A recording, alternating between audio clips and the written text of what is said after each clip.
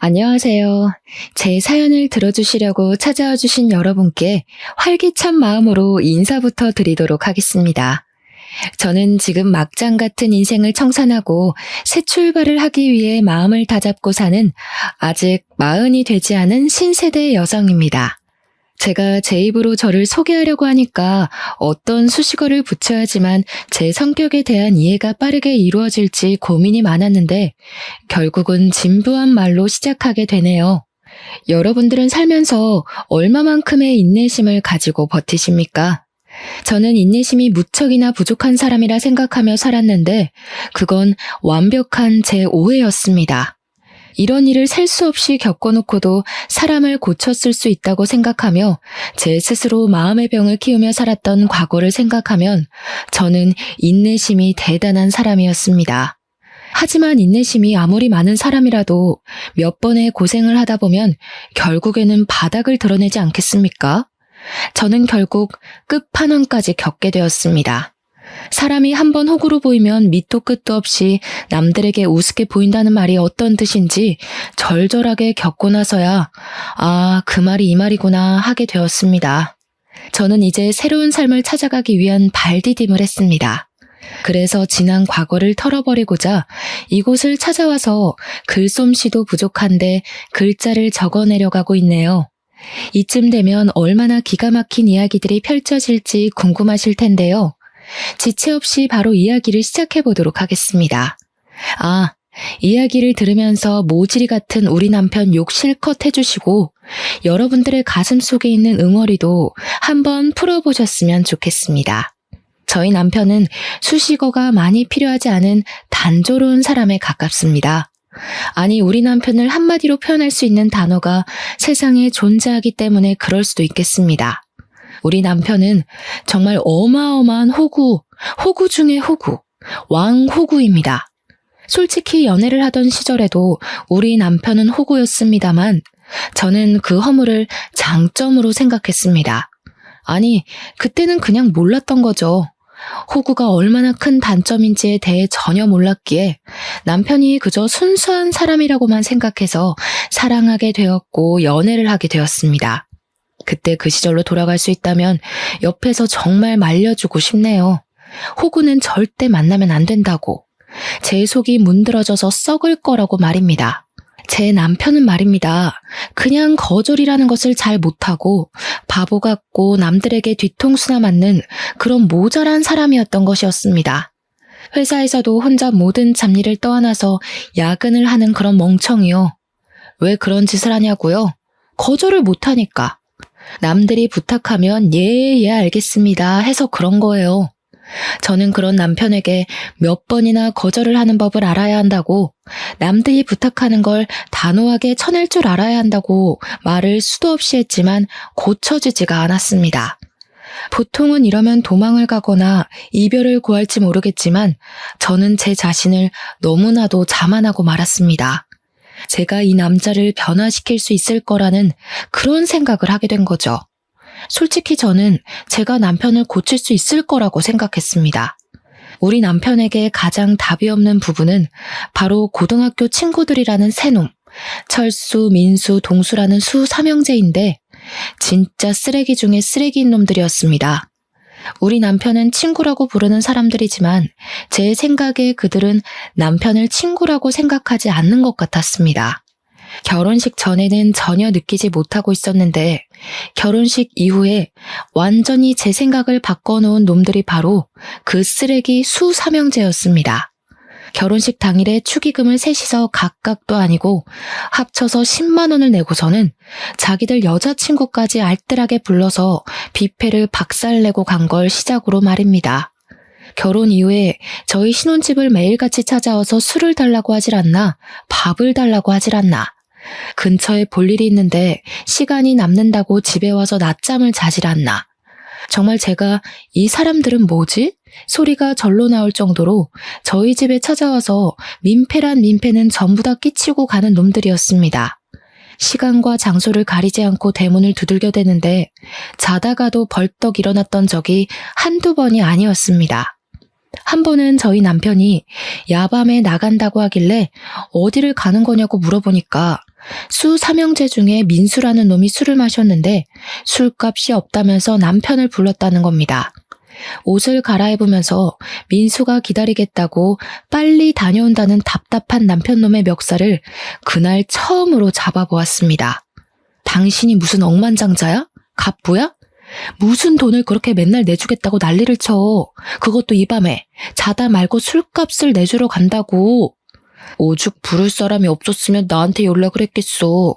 민수가 원래 그런 애가 아니잖아. 아니긴 뭐가 아냐. 허구한 날 찾아와서 민폐만 부리고 가는데 그것도 친구라고 부르고 싶어? 나가기만 해봐. 아주 아작을 낼 줄 알아? 그날 결국 남편은 술값을 결제해주러 가지 않았지만 이후에 민수가 집으로 찾아와서 술값을 계산해주지 않은 것에 대한 불만을 토로하며 남편에게 눈치를 주더라고요. 저는 너무 기가 막히고 어이가 없었습니다. 우리 남편한테 돈을 맡겨놓은 것도 아니면서 제가 뭔데 내 남편에게 눈치를 주는지.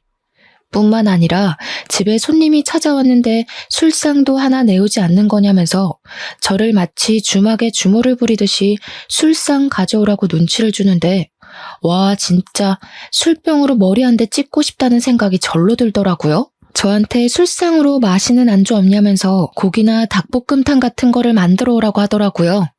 웬만해서는 참아주려고 했지만 저에게 과한 것을 요구하는 그 인간에게 제가 뭐 예쁘다고 술상까지 내오겠습니까?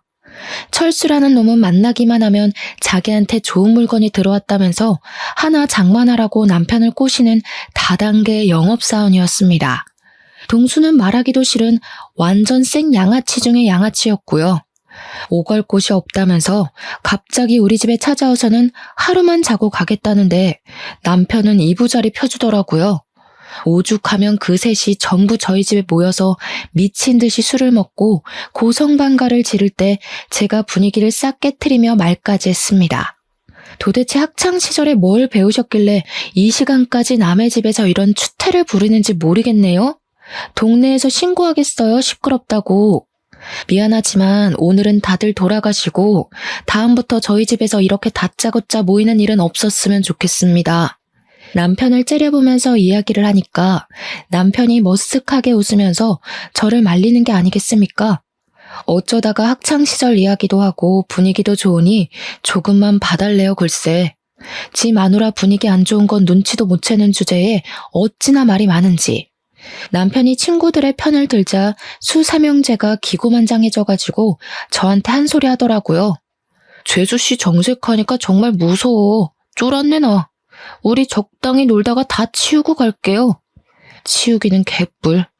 처음에는 남편 생각해서 제가 조금만 불편함을 감수하면 되겠지 하고 생각했는데 이건 뭐 감수할 정도가 아니었습니다. 남편의 호구 같은 모습을 고치는 것은 둘째치고 수삼형제가 더 이상 우리 집에 찾아오는 일이 없었으면 좋겠다는 생각만 굴뚝 같았습니다. 이 모든 걸 다 당하면서 참고 사는 인간은 당신밖에 없을 거야. 그 인간들을 정리하든 아니면 이참에 나를 정리하든 둘 중에 하나만 선택해. 그래도 친구들인데 어떻게 오지 말라고 그래. 그냥 우리가 조금 불편한 걸 감수해내면 정신 나갔어? 그럼 그냥 나랑 끝을 내던가 아니면 저 인간들을 내 눈앞에서 사라지게 하던가. 우리 결혼한 지도 얼마 되지도 않았으니까 지금 끝내는 건 아무 문제도 없을 거야. 딱 정해. 어떻게 할래?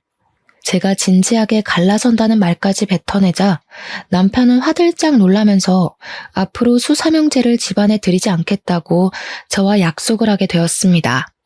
그 말이 제대로 먹힌 건지 뭔지 그래도 꼴에 친구랍시고 이혼하는 건 맞고 싶었는지 그 뒤로 수삼형제가 집에 방문하는 일은 사라지게 되었습니다. 뭐 밖에서 만나서 노는 거야 그냥 그러려니 하고 지낼 수 있었죠. 집에 오지 않는 것만으로도 살 것 같다는 느낌을 받게 되었거든요. 그런데 밖에서 만나니까 또 다른 문제들이 하나둘 눈에 보이기 시작하더라고요. 남편의 카드값이 심상치 않게 나오는 것이 아니겠습니까? 한 번 호구는 영원한 호구라고 했던가요? 딱 보아하니까 술값을 모조리 남편이 계산하고 있는 것 같았습니다. 도대체 그 나이를 먹도록 변변찮은 인간들을 뭐가 좋다고 만나는 건지, 저는 남편이 정말 그 친구들을 믿고 의지하는 건지 아니면 억지로 만나는 건지 헷갈리기까지 했습니다. 카드값이 제가 허용할 수 있는 기준치를 벗어나게 되자 저는 답답한 마음에 남편에게 수삼형제의 흉을 보기 시작했습니다. 네 친구들은 돈이 없냐? 맨날 당신이 술값 계산하는 것 같은데 그게 맞아? 그러니 남편이 진짜로 수삼형제가 돈이 없다고 우물쭈물하면서 말을 하더라고요. 그런데 저희 아버지께서 공장을 하나 운영을 하고 계셨거든요. 남편이 저에게 은근슬쩍 친한 척을 하면서 동수놈이 취직이 안 된다고 저희 아버지 공장에 취직을 좀 시켜주면 안 되냐는 식으로 물어보더라고요. 저희 아버지 공장이 전문성을 띠고 있는 업종이기도 하고 자격증이 있어야지만 일을 할 수 있는 곳이기도 하고요. 그리고 청렴결백으로 운영을 해오신 분이세요. 저희 친정아버지야말로 존경받는 기업인으로 추대받아 마땅한 분이신데 그런 아버지께 취업 청탁을 그것도 할 줄 아는 게 없는 동수놈을 말입니다. 저는 남편을 아주 하찮게 바라보면서 우리 아버지 공장은 그렇게 청탁을 해서 들어올 수 있는 곳이 아니라고 딱 잘라서 거절을 했습니다. 어떡하지? 이미 말을 해본다고 했는데. 장인어른 공장이라서 취업 걱정 안 해도 된다고 큰소리 떵떵 쳤는데. 장인어른한테 부탁 딱 한 번만 드려보면 안 되냐? 그래도 내 친구인데 해주시지 않을까? 우리 아빠 공장인데 왜 당신이 큰 소리를 떵떵 쳐서 이사다를 만들어? 절대 안 되니까 그런 줄 알아. 그 뒤로 동수놈은 우리 집에 일부러 찾아와서 저 보라는 듯이 남편에게 눈치를 주는 말을 서슴지 않게 뱉더라고요. 제가 공장 취업은 절대 안 된다고 못을 박은 이야기를 동수놈에게 전달을 한 건지 뭔지 눈에 훤히 보이는 수틀림에 어이가 없어서 웃음까지 나오더라고요. 동수놈은 제가 아무런 반응이 없자 일부러 더 남편에게 비꼬아대면서 이야기를 하기 시작했습니다. 내가 말이야, 너도 알다시피 공부는 못했어도 일은 되게 잘하는 편인데 단순 노동 같은 거 말이야. 감시 같은 것도 잘하고 사실 공장 같은 데서 하는 일이라고 해봐야 단순 노동 정도 아닌가? 요즘은 뭐 로봇도 다 한다며. 그러자 옆에서 철수와 민수까지도 맞장구를 쳐주면서 은근슬쩍 저희 친정아버지 공장 이야기를 꺼내면서 제 눈치를 살펴보는 게 아니겠습니까? 그러고 보니까 재수 씨네 친정이 무슨 공장 한다고 그러지 않았었나? 네, 맞아요. 저희 친정아버지께서 공장 운영하시죠. 근데 요즘 일하겠다는 경력자들이 한둘이 아니더라고요. 아버지께서도 인력이 넘쳐서 곤란하다고 하시는데, 제가 우리 공장에서 일을 할 수 없다는 뉘앙스를 팍팍 풍긴 이유로 남편은 저에게 엄청나게 서운하다는 식으로 그때 이야기를 꺼냈습니다. 본인이 정말 고등학교 시절부터 친하게 지내고 믿고 의지하는 친구인데도 불구하고 아무런 도움을 줄 수 없다는 게 분하다고 말입니다. 절친이 힘들 때일수록 도와주고 해야 하는 거 아니냐고, 그래야 나중에 자기도 뭐 도움을 받을 수 있는 거야 하면서 구시렁거리는데 참새가 짹짹대는 줄 알았습니다. 제가 그냥 별다른 말하는 것도 우스워질 것 같아서 아무 소리 하지 않고 일관되게 남편을 무시하고 있었는데 남편은 계속 멈추지 않았습니다. 아니, 무슨 불만은 자기 혼자만 가지고 있겠습니까? 당연히 저도 불만이 넘치니까 남편을 붙잡고 결국에는 화를 냈습니다. 도대체 고등학교 친구들이라고 하던데 친구가 맞긴 맞아? 맨날 당신이 술값 내고 도와주고 하는 걸 보면 괴롭힘을 당하는 것처럼 보이지 친구 같아 보이지 않아. 당신 혼자만 친구라고 생각하는 거 아니냐고. 그랬더니 콧김을 뿜어대면서 지금 자기와 친구들을 무시한 거라면서 저에게 본인은 작은 방에서 자겠다고 안방에서 같이 자는 걸 거부하기 시작했습니다. 저는 각방 선언을 하는 남편에게 어이가 없어서 그래, 그럼 그냥 각방 쓰자 하고 선언을 했습니다. 각방을 쓰게 된 지 6개월이 지나자 남편과 제 사이에서의 대화는 점점 사라지게 되었고 시댁에서는 저에게 왜 아이가 들어서지 않는지에 대해 궁금해하기 시작했습니다. 제가 굳이 남편이 각방을 쓰자고 한 것에 대해 변명을 해주고 숨겨야 할 필요가 있겠습니까? 그냥 시모에게 말을 해버렸습니다. 남편이 각방을 쓰자고 해서 지금 따로 자고 있다고 하니까 남편이 화들짝 놀라면서 저를 있는 힘껏 째려보는 게 아니겠습니까? 도대체 자기가 그렇게 째려보면 뭐 어쩐다고 무섭기라도 할 줄 알고 그러는 건지. 각방을 쓴다니 그게 무슨 말이야? 너네 싸웠니? 저는 이때다 싶어서 그동안 남편이 호구짓을 하고 다닌 것과 저에게 동수의 공장 취업 청탁을 한 짓에 대해 낱낱이 고했습니다. 그랬더니 시모가 갑자기 남편의 등짝을 사정없이 때리면서 곡소리를 내는 것이 아니겠습니까? 너 아직도 그 날라리 놈들한테 꼼짝도 못하고 그러고 살고 있는 거야? 부탁할 게 따로 있지 취업 청탁을 부탁하고 그래. 걔네가 너 고등학교 때 얼마나 괴롭혔니 너를. 내가 속이 상해서 아이고 우리 며느리 볼 낯이 안 선다 내가. 그러면서 시모가 제 손을 잡고 남편이 고등학교 때 그 수삼형제에게 얼마나 당하고 살았었는지에 대해 하나하나 말을 해주시는 게 아니겠습니까? 남편이 쪽이 팔린 건지 시모에게 그만하라고 소리를 치는데 저는 사건의 모든 것이 궁금해서 시모에게 계속 이야기를 해달라고 했고 상상을 초월하는 이야기를 전해 들었습니다.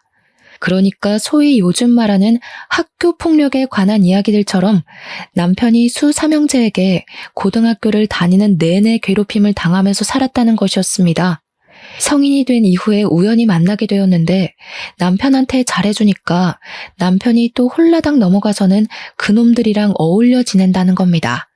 진짜 시모의 속마음이 얼마나 터져나갈지 100% 공감이 가는데 우리 남편은 팔푼이 같은 모습을 하면서도 자기 가족들에게만 자존심을 세우고 있었던 거죠. 사람이 허세가 있는 건 좋은 것이 아니지만 너무 없는 것도 사실 별로지 않겠습니까? 저는 남편에게 정이 팍팍 떨어지고 있었습니다. 시모는 제 손을 잡으면서 아무리 그래도 이미 결혼을 한 사이고 가족이니까 허물을 덮을 줄도 알아야 한다며 결국에는 남편의 편을 들어주더라고요. 각방 쓰는 걸 멈추고 부부 사이가 좋아지려면 아이를 하루빨리 가지는 것도 방법이라고 하면서 저를 설득하기 시작했습니다. 하지만 이미 저희 부부 두 사람 사이에는 돌이킬 수 없는 골이 존재하고 있었는데 그렇게 쉽게 모든 것이 해결되겠습니까? 그러던 남편이 어느 날 갑자기 저와 상의도 없이 갑자기 직장을 이직하겠다는 허튼 소리를 짓거리더라고요. 제가 어이가 없어서 남편에게 그게 무슨 말도 안 되는 소리냐, 지금 다니는 직장이 탄탄한데 굳이 다른 직장으로 이직을 해야 할 이유가 있냐고 말렸습니다. 그랬더니 이직을 하려는 회사가 미래 전망이 좋은 회사고 자기에게 승진도 보장이 되어 있다고 말을 하는 게 아니겠습니까? 세상에 어느 회사가 승진을 보장해준다는 건지 말이 안 된다고 생각해서 지금 다니는 회사나 잘 다니라고 했더니 자기가 하고 싶은 대로 하면서 살고 싶다는 겁니다. 아니, 제 맘대로 살고 싶으면 도대체 저랑 왜 결혼을 했는지, 저는 남편과 결국 서로를 가족이라고 생각을 하는 게 맞냐면서 대판 싸우기 시작했습니다. 제 말에 딱히 반박도 못하고 씩씩거리던 남편은 본때를 보여주겠다더니 정말 회사를 그만두고 이직을 해버렸습니다. 말도 안 되는 화장품 회사로 말입니다. 우리 남편은 스킨 로션도 구별을 못하는 사람인데 무슨 화장품 회사를 다닌다는 말입니까? 제가 어이가 없어서 그 화장품이 어떤 화장품인지는 알고 싶은 마음에 브랜드나 회사 이름을 말해보라고 했더니 절대로 말을 안 해주더라고요. 그냥 유명한 곳이다 라고만 하면서 비밀로 하길래 왜 비밀로 하냐고 닥달을 했더니 어차피 응원도 안 해줄 건데 싸우기 싫다면서 말하기를 거부했습니다. 그러더니 맨날 무슨 영업이다 회식이다 하면서 집에도 늦게 들어오고 술만 매일같이 마시고 난리도 아닌 겁니다. 거기다가 더 짜증이 나는 건 뭐냐면 이직을 한 이후에 생활비를 가져오지 않는 겁니다. 저희가 맞벌이 부부이다 보니까 생활비를 반반씩 각출해서 내고 있는데 자꾸 이번 달에 돈이 없네, 월급이 줄었네 하면서 돈을 덜 내거나 아예 안 가져오는 겁니다. 제가 어이가 없어서 더 이상은 이 작태를 참아줄 수 없다고 생각을 하게 됐죠. 다니는 회사에 대해 똑바로 말을 하라고 하면서 제대로 면접이나 보고 들어간 건 맞냐고 물었습니다. 남편이 우물쭈물하길래 회사에 전화 걸어서 월급 가져오라고 난리를 치기 전에 당장 말하라고 했더니 그제야 이실직고를 하더라고요. 철수가 소개해준 회사라고 하는데 순간 머리가 핑 도는 느낌을 받게 되었습니다. 철수라는 놈은 다단계를 하는 놈이었거든요. 한마디로 평생 안정적인 봉급을 받으며 정년까지 지낼 수 있는 회사를 그만두고 다단계 회사에 들어가서 물건을 팔고 있었던 것입니다. 당신 진짜 생각이라는 게 없어? 제정신이야? 왜 다단계를 하고 난리야? 그게 돈이나 벌리겠어? 정신 나간 짓이라고. 철수가 한 달에 얼마를 버는지 알아? 나도 철수처럼 다이아몬드 등급에만 들어서면 몇 천만 원 버는 건 아주 껌이라고. 그때 돼서 돈 달라고 빌지나 마. 진짜 이놈이랑 어떻게 더 같이 살아야 하나 막막했는데 더 막막한 것은 집에 가져다 준 그 생활비 몇 푼도 철수한테 빌려서 저에게 준 돈이었다는 겁니다. 다단계 구조상 고정급이라는 게 없이 물건을 판매한 만큼 수익이 떨어지는데 이 인간이 스킨 로션조차 구별을 못하는데 화장품을 어디서 누구에게 팔겠습니까? 그러니까 철수한테 어쩔 수 없이 돈을 빌려서 저에게 생활비를 주고 있었던 것입니다. 철수가 저에게 돈 갚으라고 하면서 연락이와 모든 것을 알게 된 것입니다. 저는 그런 철수에게 엄청나게 따져 물었죠. 지금 누구를 꼬셔다가 다단계에 집어넣고는 큰 소리를 치고 있는 거냐고요. 당연히 여기서 끝이었다면 참으로 좋았을 텐데 우리 남편은 친정에 연락을 해서 친정 부모님을 비롯해 저희 친척들에게까지 화장품을 팔아치웠더라고요. 그렇게 푼돈을 벌어서 대부분은 남편 상위자로 있는 철수에게 이익이 다 들어가고 그러면 철수는 인심 쓰듯 남편에게 돈을 빌려주고 저에게 갚으라고 한 거고요. 계속 메비우스의 띠처럼 돌아가고 있었던 것입니다. 당연히 저는 이혼을 해야겠다고 결심까지 하게 되었습니다. 상품이 구려도 엄청 구린 건지 우리 부모님부터 친척들까지 이 상품을 못 쓰겠다고 환불을 해달라는 지경까지 가더라고요. 남편은 뻔뻔하게 해결할 생각도 없는지 개봉해서 환불이 안 된다는 말만 하고 있었습니다. 저한테 제 친구들은 화장품 많이 쓰지 않냐고 친구들 소개 좀 시켜달라는 소리까지 해대는데 정이 떨어지니까 아주 꼴도 보기 싫어지더라고요. 결국 물건을 제대로 팔지도 못하고 빚만 잔뜩 떠안게 된 남편은 3개월 만에 다단계를 때려치우고 완벽한 백수로 돌아오게 되었습니다. 차라리 집에서 허튼 짓 안 하고 직장이나 알아보는 게 낫겠다 싶을 정도였죠. 그런데 이 남편놈이 이번에는 무슨 자격증을 따고 싶다면서 공부를 하겠다는 게 아니겠습니까? 요즘은 자격증 시대라면서 잘하는 게 있어야 취직도 잘하고 돈도 많이 벌 수 있는 거라고 공부를 하겠다는데 웬일로 바른 말을 하나 싶었습니다. 그래서 공부 한번 해봐라 했더니 남편이 스터디 그룹을 알아봤다며 거기에서 같이 공부를 하면서 정보도 얻고 취업까지 해보겠다고 다짐을 했습니다. 최근 수개월 동안 마음에 안 드는 짓 투성이었는데 오래간만에 정신을 차린 것 같아서 저는 남편을 응원해주기로 했습니다. 그때까지만 해도 저는 남편에 대해 아주 티클만큼의 믿음은 가지고 있었거든요. 남편이 공부도 열심히 하고 스터디 활동도 꾸준히 하는 걸 보면서 저는 드디어 정신을 차렸구나, 이제 우리 남편이 강해졌구나 하는 생각이 들어 뿌듯했습니다. 그런데 제 믿음이 깊어지면 깊어질수록 이상하게 수상한 일들이 하나둘 생기기 시작하는 게 아니겠습니까? 분명 주말에만 공부를 하는 스터디 모임이라고 들었었는데 평일 주말 휴일 할 것 없이 스터디 모임을 나가는 게 아니겠습니까? 거기다가 더 수상했던 것은 야밤에 통화를 한다고 밖으로 나가지를 않나 휴대폰에 생전 걸어두지 않던 비밀번호까지 걸어두었더라고요. 저는 남편의 수상쩍은 행동에 요즘 무슨 짓을 하고 다니는 거냐고 물어보았는데 자기가 하면 뭘 하겠냐고 발뺌을 하더라고요. 그냥 스터디를 하는 사람들이 나이가 조금 어린 친구들도 있고 해서 자기한테 고민 상담을 많이 한다고 하더라고요. 제가 순순히 남편의 그 말을 믿어줄 리가 있겠습니까? 우리 남편이 정말 거짓말을 더럽게 못하는 사람이거든요. 그러니까 남들의 부탁도 거절을 잘 못하는 거고요. 남편이 거짓말을 할 때마다 입이 마르는지 혀를 내밀어 침을 발라대는데 스터디 이야기만 나오면 시선을 어디다 두어야 하는지도 모르고 입술에 침을 계속 바르더라고요. 딱 봐도 거짓말을 치는구나, 나에게 숨기는 게 있는구나 하는 마음이 들었는데 제가 그 부분을 파내지 않으면 안 되지 않겠습니까? 저는 남편이 자는 사이에 휴대폰 지문인식을 통해서 휴대폰 잠금 화면을 푸는데 성공을 했고, 열어서는 안 되는 판도라의 상자를 열어버렸습니다. 정말 그 밤에 소리를 지를 수도 없고 분노에 부들부들 떨면서 남편의 모든 메신저를 확인하고 저는 정말 경악에 휩싸이게 되었습니다. 휴대폰에 잠금을 해놓을 수밖에 없었던 이유가 있더군요. 바로 남편이 저 몰래 바람을 피우고 있었던 것이었습니다. 알고 보니 스터디에 간다던 남편은 아예 스터디 활동이라는 것을 시작한 적도 없었고 웬 처음 보는 단톡방에 들어가서 다른 여자와 바람을 피우고 있었던 겁니다. 그 단톡방이 말입니다. 스터디를 가장한 유부 남녀들의 은밀한 모임이었던 것이었습니다. 한마디로 남편의 상간녀 또한 유부녀라는 소리였습니다. 심지어 그 여자와 함께 나눈 대화 내용에는 제 욕이 정말 입에 담기 힘들 정도로 어마어마하게 담겨 있었습니다.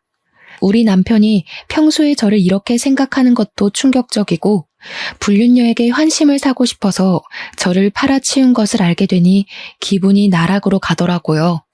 집에는 바가지를 박박 긁어대는 여팻내가 있어서 살기 힘들다.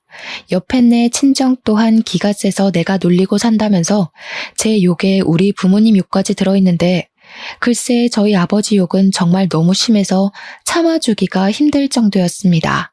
저희 아버지가 운영하시는 공장이 거품이 가득 끼어있다부터 시작해서 친인척들은 다 뒤로 해먹고 있을 거다. 장인어른도 깨끗한 사람은 아니다 하면서요. 한평생 뒷돈 한 번 받지 않고 청렴 결백하게 공장을 운영하신 우리 아버지를 모욕하는 말을 보았을 때 저는 정말 눈꺼풀이 파르르 떨렸습니다. 너무 화가 나서 눈물이 나올 것 같은 기분이 뭔지 아십니까? 남편이 뒤척거림도 없이 쌕쌕거리면서 자고 있는데 정말 휴대폰으로 머리를 찍어버리고 싶었습니다. 남편이 평소에 저와 저희 친정에 대해 이렇게 생각하고 있었다는 걸 알게 되자 피가 차갑게 식었습니다. 더 웃긴 게 상간녀에게는 돈 많은 척 연기를 하고 있었더라고요. 집에 생활비 한 푼 가져오지 못하는 백수 주제의 말입니다. 심지어 상간녀한테는 자기가 한 달에 1,000만 원씩 저에게 생활비를 주고 있는데도 제가 돈 더 가져오라고 바가지를 긁는다면서 허세 가득한 문자를 보냈더군요. 한 달에 1,000만 원씩 가져다 주기만 하면 바가지는 무슨 바람을 피워도 그냥 모른 척 지냈을 텐데 백수 주제에 이게 무슨 개소린지. 상간녀도 그 실제 하지도 않는 돈이 필요한 건지 그런 와이프가 있으면 얼마나 스트레스를 받겠냐면서 위로해주는 척 사장 한번 꼬셔서 인생 펴보려는 여우년이었습니다. 정말 그 상간녀도 끼리끼리라는 게 드러나는 부분이지 않겠습니까? 남편이 무슨 사장은커녕 아무것도 아닌 놈인데 그런 줄 믿고만 있다는 게 말입니다. 상간녀의 머리도 대단한 멍청이라는 게 증명되는 부분이었습니다. 저는 갱생이 불가능한 남편을 버리기로 결심했고 그날 남편의 휴대폰에서 보았던 모든 내용을 증거로 수집하기 시작했습니다. 휴대폰을 보다가 알게 된 사실이 하나 있었는데 그 유부 남녀의 모임에 남편을 초대한 사람이 다름 아닌 바로 동수였다는 것을 말입니다. 제 남편이 하다하다 친구의 추천으로 불륜까지 저지를 거라고는 상상도 못했는데 제대로 제가 뒤통수 맞은 거죠. 저는 이놈을 더 이상 봐주지 않고 제대로 참교육을 하기로 결심을 했습니다. 저는 다음날 스터디에 간다고 저의 눈을 바라보지도 않은 채 신이 나서 나가는 남편에게 쪽을 주겠다는 결심을 하고 계획대로 실행에 옮겼습니다. 저희 동네에 꽤 유명한 수제 케이크 집이 있었는데 거기서 미리 준비해서 맞춘 불륜 축하 메시지를 적은 케이크를 받아왔습니다. 솜씨가 좋아서 유명한 가게였는데 인기가 많을만 하더라고요. 제가 남편과 상간녀의 사진을 주고 얼굴을 케이크에 박아달라고 부탁을 드렸거든요. 정말 무슨 프린트를 해놓은 것처럼 남편과 상간녀의 얼굴이 케이크 전면에 붙어 있는데 케이크 사장님께서 저에게 혹시 복수에 성공하면 이 케이크를 SNS에 올려도 되냐고 물어보셨습니다. 수제 케이크집 사장님 SNS 친구가 10,000명이 넘는다고 하길래 저는 냉큼 좋다고 말씀을 드렸죠.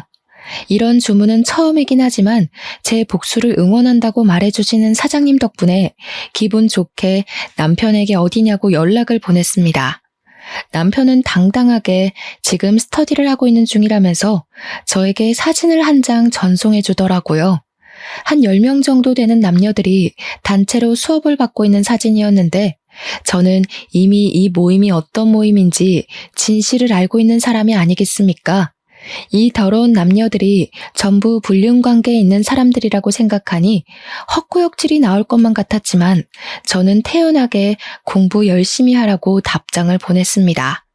스터디를 가장한 불륜 모임이라 스터디하는 척 연기를 하는 사진임이 틀림없었지만 저는 기꺼이 속아주기로 결심을 했죠.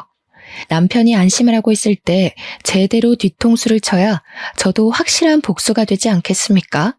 어차피 저는 전날 이미 남편의 휴대폰을 뒤져서 남편이 어디에서 저 모임을 하고 있는지 장소와 시간까지 전부 알아두었기에 거침없이 남편을 찾으러 갔습니다. 솔직히 저도 심장이 두근두근하긴 했지만 이게 두려움에서 나오는 심장박동인지 아니면 복수를 하기 전 흥분해서 두근거리는 건지 알 수가 없었습니다. 정확한 것은 저의 목표는 오로지 남편에게 쪽을 주고 완벽하게 갈라서는 것.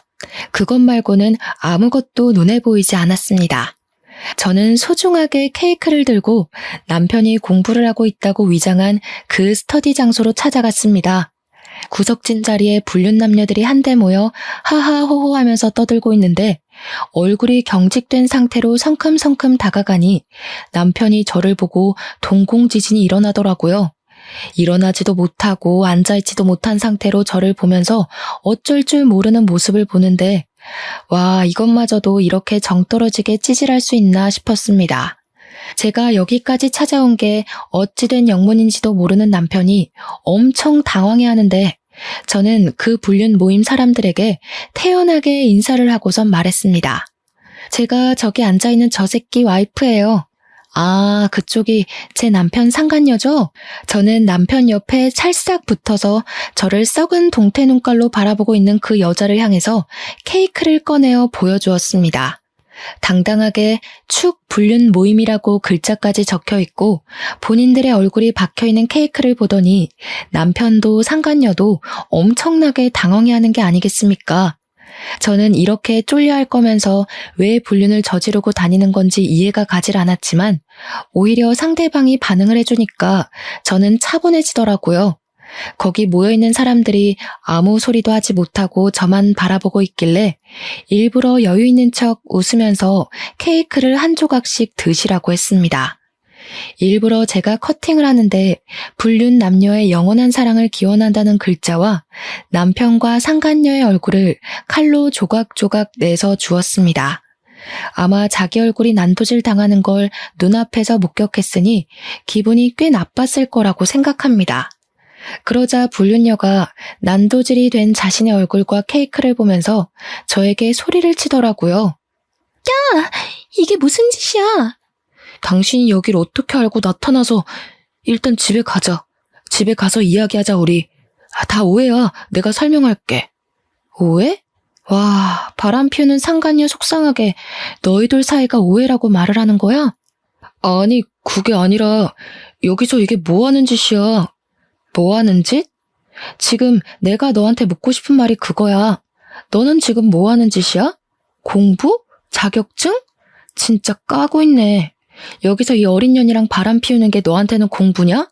쪽팔린 줄 알아. 그 나이 처먹고 돈도 없어서 빌빌거리는 주제에 누가 누구랑 불륜을 저지르고 있는 건데? 그러고는 너무 열이 받아서 얼굴을 조각조각 낸 케이크를 냅다 남편의 얼굴에 던져버렸습니다. 제가 워낙 불륜이라는 말을 큰 소리로 뱉기도 했고 케이크까지 던지니까 카페에 있던 사람들이 순식간에 조용해지고 다들 제가 있는 테이블을 바라보고 있었습니다. 거기 있던 사람들이 전부 불륜 모임이라고 하지 않았겠습니까? 혹시라도 사진이라도 찍힐까봐 다들 얼굴을 은근슬쩍 가리는데 참 찌질하더라고요.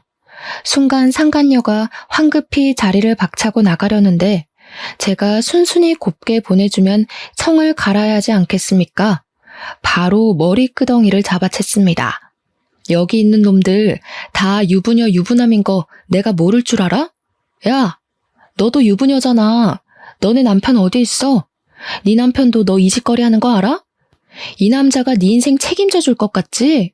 이 사람이 사장인 척 여자 꼬시고 있던데 이 남자 돈 한 푼도 없는 알거지야. 너한테 월 수입도 거짓말한 거라고 이 멍청한 년아. 이 남자가 그렇게 가지고 싶으면 가져. 제발 내 옆에서 데려가 달라고. 무슨 소리예요? 매달 1,000만 원씩 생활비 받고 있다면서. 1,000만 원? 지나가던 개가 웃겠다. 화장품 하는 다단계 직원이 뭐가 좋다고 들이대냐? 아, 그리고 너네 남편한테 내가 연락해도 되냐? 둘이 정정당당하게 결혼하면 되잖아. 너무 잘 맞는데? 한 명은 남자 등쳐먹는 성형 중독녀애, 한 명은 화장품 다단계 직원. 둘이 너무 잘 어울린다. 둘이 꼭 결혼까지 했으면 좋겠네. 분에 이기지 못하고 머리끄덩이를 잡고 이리저리 휘두르고 있는데 이게 얼마나 재미난 구경거리겠습니까? 카페에 있던 손님이고 아르바이트생이고 할 거 없이 하나둘 휴대폰을 꺼내더라고요. 사람들이 조용히 촬영을 하는 걸 보자마자 차라리 잘 됐다 싶었죠. 저야 초범이니 벌금을 맞아봐야 얼마 안 나올 거고 이 영상은 영원히 인터넷에 박제가 될 테니까요. 머리끄덩이를 잡혀 흔들리는 와중에도 사람들에게 얼굴을 가리면서 영상 찍지 말라고, 사진 찍지 말라고 소리를 치고 있더라고요. 남편도 불륜녀를 감싸느라 사람들에게 사진 찍지 말라고 소리를 치고 있는데 설마 사람들 휴대폰만 카메라겠습니까? 버젓이 CCTV도 존재하고 있는데요. 저는 일부러 더 큰 소리로 구경꾼들에게 소리를 쳤습니다. 여기 앉아있는 모든 사람들이 다 불륜녀, 불륜남이에요. 다들 촬영해서 멀리 퍼뜨려주세요. 그 말이 끝나기 무섭게 고개를 숙이고 가만히 앉아있던 사람들이 화들짝 놀라면서 자리를 뜨기 시작했습니다. 다들 머리카락으로 얼굴을 가리고 손으로 얼굴을 가리면서 도망을 치는데 엄청나게 우습더라고요. 그날 남편을 데리고 집으로 돌아왔는데 이 미친놈이 정신을 못 차린 건지 저에게 씩씩거리면서 어떻게 이런 쪽팔림을 줄 수 있냐고 하더라고요. 저는 생크림이 그대로 묻어있는 남편의 뺨을 2번이나 세게 때리고는 지금 누가 누구한테 쪽팔림을 준 건지 아냐고 따져 물었습니다. 나 너처럼 드세고 귀여운 맛이 없는 여자랑은 더 이상 못 살겠어. 지금 누가 누구한테 할 소리를 해. 나도 너랑 살고 싶은 줄 아니? 이혼해. 남편이 그 길로 짐을 싸서 시댁으로 갔는데 시모가 저를 시댁으로 부르는 것이 아니겠습니까? 제가 뭐 피할 이유가 있나요? 시댁에 갔더니 남편을 왜 쫓아냈냐고, 무슨 일이냐고 걱정스럽게 물어보시는데 보아하니 자기가 지은 죄가 있어서 말을 못한 것 같더라고요. 시모가 저에게 무슨 일이냐고 물어보는데 남편이 식겁을 해가지고 굳이 여기까지 왜 불렀냐고, 너는 오란다고 오냐고 화를 버럭 내더라고요. 저는 막 웃었죠. 남편이 불륜녀와 저지른 불륜의 증거들을 싹 프린트해뒀었는데 이때다 싶어서 시부모님 손에 딱 쥐어드렸습니다. 시모가 한참을 그 프린트물을 보더니 바들바들 떨면서 남편을 향해 소리를 치셨습니다. 네 놈이 드디어 정신 나갔구나. 바람을 피웠어? 아니, 그거 다 오해라니까. 엄마는 내 편 들어줘야지. 편들기는 개뿔. 아주 당당하게 만나고 있던데요. 둘이 무슨 공부하는 걸 빌미 삼아서 연애질을 하고 있더라고요. 그 모임도 공부 모임이 아니라 불륜하는 인간들끼리 만든 모임이었고요. 제가 오늘 카페에서 쪽을 줬으니까 아마 인터넷에 올라오지 않을까 싶은데 휴대폰으로 확인해 보세요. 그랬더니 시부모도 남편도 휴대폰을 열더니 이것저것 검색을 하는 게 아니겠습니까? 아, 어머님, 그리고 제가 말씀드렸죠? 그 3명이 남편 인생 망하게 만들 거라고요. 여기 불륜 모임을 누가 소개해 준 줄 아세요? 동수가 초대했어요. 동수가 아주 친구 인생 제대로 망치고 싶었는지 바람 피우라고 등 떠민 거라니까요. 그러게 제가 그 3명이랑 멀리하라고 할 때 남편 정신 차리고 영 끊으면 이런 일까진 안 일어났겠다. 그렇죠? 하여튼 저는 이혼의 소송까지 모조리 할 준비가 되어 있으니까 그렇게들 하세요. 그 말을 끝으로 시댁에서 미련 없이 나왔는데 등 뒤에서 시모가 막 물건을 집어던지면서 남편에게 화를 내는 소리가 나더라고요. 예전에 시부가 젊었을 때 시모 몰래 바람을 피웠던 적이 있었는데 시모가 그 뒤로 바람 피우는 놈이라고 하면 아주 기겁을 하고 싫어했다더라고요. 그래서 시모가 큰 소리를 내면서 남편에게 자기 아비한테 배운 게 그거밖에 없냐고 나가 죽으라고 남편을 향해 발길질을 하고 계시더라고요. 궁금해서 뒤를 슬쩍 돌아보니까 남편이 시모 다리에 매달려서 빌고 있는데 어찌나 궁상맞던지 3주 정도의 시간이 흐르고 난 뒤 대충 정리할 거 다 정리해서 협의 이혼을 하기로 한 날 남편과 마주하게 됐는데 남편 몰골이 말이 아니더라고요. 살도 쪽 빠져가지고. 얼굴이 정말 죽을 상이 되어서는 저를 보자마자 눈물을 줄줄 흘리는 게 아니겠습니까? 갑자기 제 발 앞에 무릎을 꿇으면서 자기가 잘못했다고 이혼 안 하면 안 되냐고 하는데 뭘 잘못 처먹었나 싶었습니다. 저는 나름 그놈의 사정이 궁금해서 무슨 일이냐고 물어보았습니다. 철수한테 내용 증명이 도착하는 바람에 우리 부모님이 빚이 있다는 사실까지 알아버렸어. 엄마가 나를 얼마나 팼는지 오갈 곳도 없고 집에서는 하루 종일 눈치만 보이고 취직도 안 되고 돈 벌어서 알아서 갚으라고 해서 나 지금 막노동 뛰고 있어. 내가 다시 취직해서 안정적으로 돈 벌어올 테니까 한 번만 봐주면 안 될까? 불륜녀랑도 다 정리했어. 진짜 한 번만 용서해줘. 내가 2번 다시는 이런 일로 당신 실망시키지 않을게. 그래, 앞으로 정신 똑바로 차리면서 살았으면 좋겠고, 하지만 이혼은 절대로 못 물러줘. 법원 앞에서 엉엉 소리를 내면서 울고불고 하는데 법원을 지나가는 사람마다 남편 꼴을 보고 혀를 끌끌 차더라고요. 남편이 잘못했나 보네. 그러니까 이혼을 당하지 하며 한 소리씩 하시면서요. 협의 이혼을 하는 그날까지 또 통쾌한 일이 하나 더 있었는데 그날 찍힌 동영상이 동네 맘카페에 싹 풀리면서 남편은 또 한 번 인생의 타격을 받게 되었습니다. 정말 각종 커뮤니티 사이트마다 케이크 불륜남으로 박제가 되면서 길 가다가 사람들이 알아볼까봐 고개도 숙이고 다니고 완전 페인처럼 산다고 하더라고요. 시부모는 저에게 미안하다고 장문의 메시지를 보내시곤 했지만 저는 그냥 읽고 씹어버렸습니다. 사람들은 말입니다. 자기 분수에 맞게 어울려 살아야 한다고 생각을 합니다. 그리고 친구 따라 강남 간다는 말처럼 친구도 제대로 골라서 사귀어야 하고요. 그냥 한순간의 실수로 바람만 피웠으면 저에게나 나쁜 놈이지 않겠습니까? 도대체 다단계는 왜 해가지고 이도 저도 아닌 놈이 되는지 모르겠습니다. 저는 이혼을 한 이후에 아주 행복한 솔로 라이프를 즐기면서 살고 있는 중이랍니다. 아직 제 나이가 40도 되지 않았으니까요. 이 남자 저 남자 만날 남자 하나 없겠냐 하는 마음을 먹고 편하게 살고 있는 중입니다. 전 남편이랑 살던 집 정리해서 나온 돈으로 혼자 살 만한 투룸을 얻었고요. 위자료까지 싹 받아 챙긴 돈으로 노후 자금을 마련해두니 너무나도 편하더라고요. 이래서 잘릴까 당장 생활비 부족할까 신경을 안 써도 되고요. 오죽하면 늘 명치가 답답하고 아팠었는데 싹 내려갔지 뭐예요? 생각을 해봤는데 굳이 안 될 것 같은 놈 질질 끌고 갈 필요가 없더라고요. 제 인생 당당하게 저 혼자 즐겨보려고 노력하며 남은 인생 누구보다 멋들어지게 살겠습니다. 감사합니다.